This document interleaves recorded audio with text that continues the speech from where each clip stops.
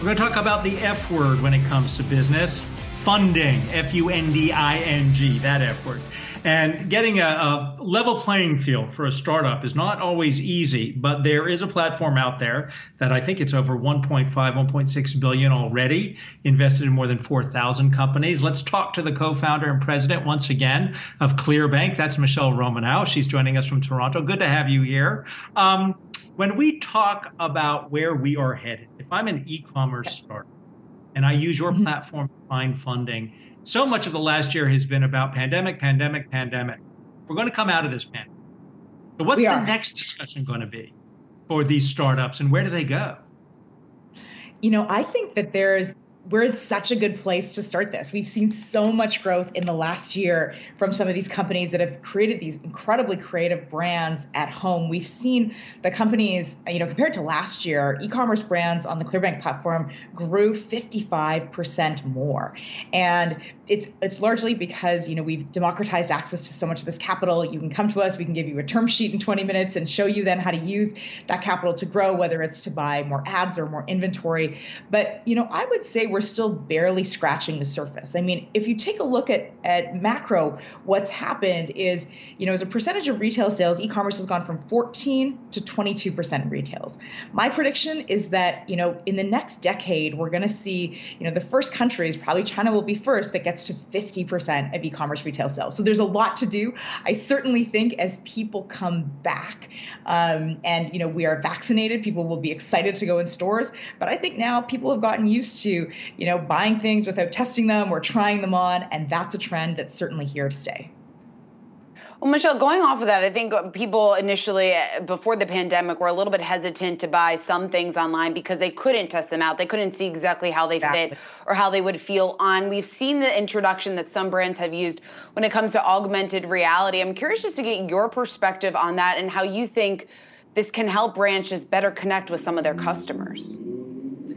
Yeah, it's a great question because the thought of the idea of going into a Sephora and trying on a lipstick tester that could have been used with another human being is like crazy to think that we would have done that at all. Certainly clothing did not have that hygienic experience, but certainly this year was that push for brands to really understand. I mean, you could see what Dior did with Snapchat and the ability to try on shoes.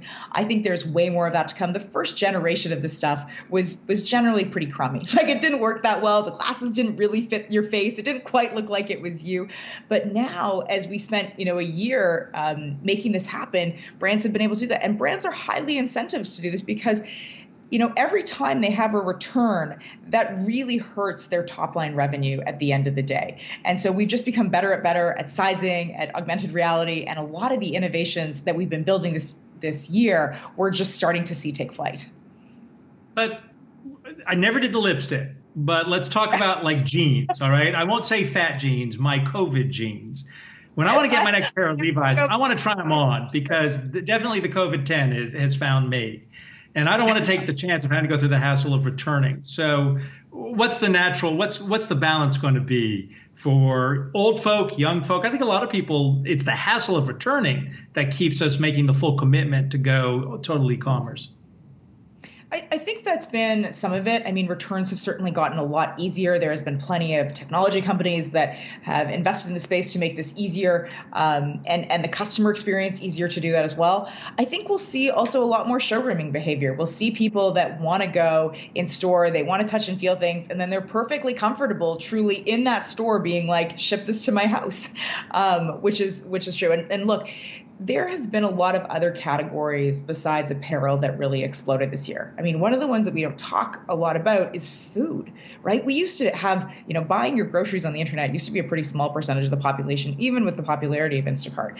This year, I think everyone figured that out. And now most people are on some form of, getting Amazon Basics or some level of fruit and vegetables or a prepped meal kit. And it's some of those categories, which is such a large percentage of discretionary spend, have really turned the dial on these e-commerce trends. Michele, you're very optimistic, and a number of our guests that we talked to here on Yahoo Finance are very bullish just on e-commerce and the fact that we're just scratching the surface, like you said. But what about the adoption of the vaccine? Now that we're getting more and more people vaccinated, at least just in the shorter term, when you look at the near term, maybe over the next couple of quarters, the next couple of years even, does that mean that we will see this initial pullback in e-commerce sales? It's a good question. And I think people should actually think to, in many ways, their own behavior. I think there is going to be a bit of a roaring 20s movement when we all get out and go to restaurants and we get to see each other and get to vacation. But I think people underestimate how low discretionary spend was this year. There wasn't people going on vacations and buying bathing suits. There wasn't people thinking about that. And so although I think we'll see a lot of, the offline stuff start to continue, many of those things that go into buying your next trip or the things you want to bring on your next trip, you're going to be buying those online. And so I'm actually pretty optimistic that we're not going to see a huge dip, that the patterns we've created around our household goods, around food, around, consumables that we have will stay that way. And then where it's really going to see the variability is actually how much time we're going to be spending on the internet and how good the targeting is going to remain on Facebook and Google. I think those are probably the two largest variables that people are not paying attention to. One of the reasons that e-commerce sales have exploded is because we all spent more time on the internet because we had less things to do.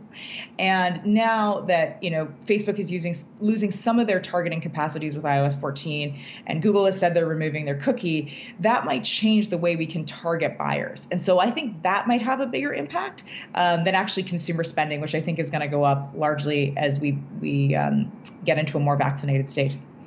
Michele, there is a $1.4 trillion savings tidal wave about to get unleashed. So I think your call on consumer spending is accurate. Michele Romanow is Clearbanc's co-founder and president. Thanks for coming to join us again. We look forward to your return.